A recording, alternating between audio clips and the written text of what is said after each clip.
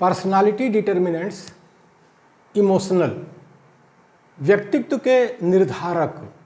Emotional means भावुकता, ये second part है, दूसरा हिस्सा है।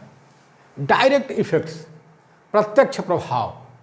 Directly the emotions affect the individuals psychological, physical and mental functioning and his attitudes, interests and values. प्रत्यक्ष तौर पर भावुकताएं जो हैं व्यक्ति की शारीरिक एवं मानसिक क्रिया विधि पर और उसकी सोच, रुचि, मूल्य को प्रभावित करती हैं। सोच, रुचि और मूल्य को प्रभावित करती हैं। प्रत्यक्ष तौर पर मतलब डायरेक्टली जो है, जो इमोशंस हैं, इमोशन माने भावुकता जो हैं, वो व्यक्ति की शारीरिक एवं मानसिक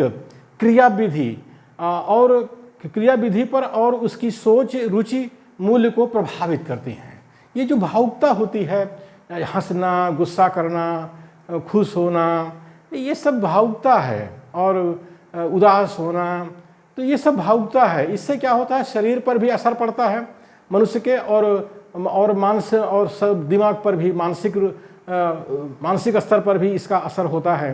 तो उससे क्या होता है कि शरीर की जो क्रियाविधि है वो बिगड़ जाती है। इस पर ध्यान देने की ज़रूरत है। बहुत ज़्यादा क्रोध नहीं करना चाहिए, बहुत ज़्यादा उदास नहीं होना चाहिए।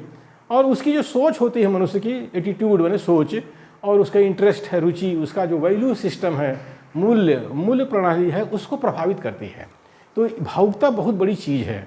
भावुकता को कैसे नियंत्रित किया जाए, ये इसके लिए अभ्यास करना पड़ता है इंसान को, और तभी जाके उसका व्यक्तित्व निखरता है। ये कहने से काम नहीं चलेगा कि हम बड़े गुस्सैल हैं, हम बड़े अड़ियल हैं, हम बड़े कड़ियल हैं, हम ये हैं वो हैं। ये कहने से काम नहीं चलता है। इससे जो है मनुष्य का जो व्यक्तित्व है उसके ऊपर असर पड़ता है। Even a mild emotion causes some physical imbalance or upset in homeostasis. यहाँ तक कि एक हल्की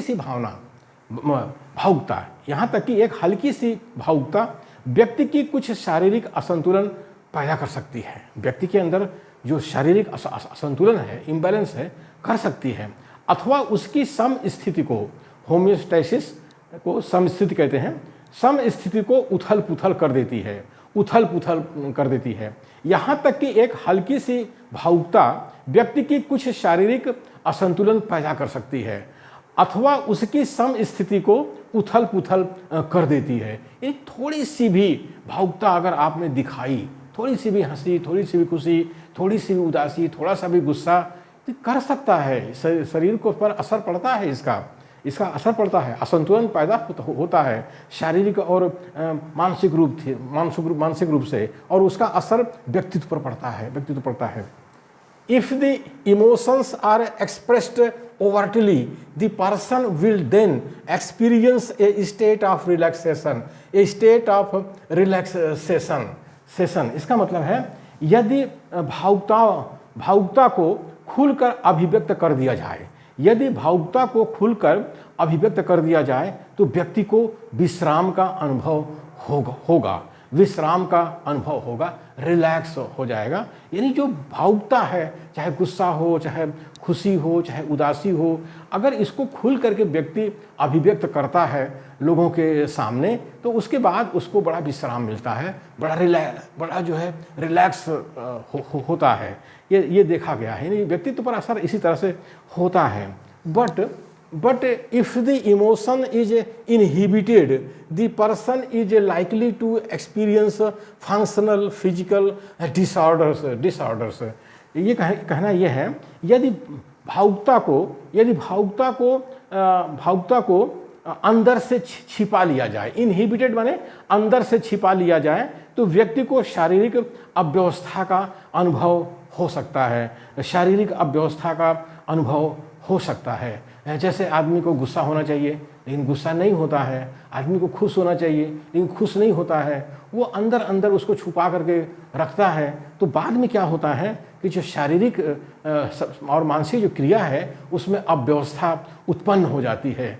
ये इसको देखा गया है। जैसे किसी की पत्नी मर गई और वो जो है वो पति जो है बिल्कुल नहीं रोता, चुपचाप ऐसे बैठा रहता है, तो बाद में उसका असर होता है, बाद में उसका असर देखा गया है। तो व्यक्तित्व पर इन सब का असर होता है। यानी जो भावुकता है उसको खुलकर व्यक्त भी करना चाहिए, छुपा के नहीं रखना चाहिए। ये मनोवैज्ञानिक लोग ऐसा कह रहे हैं।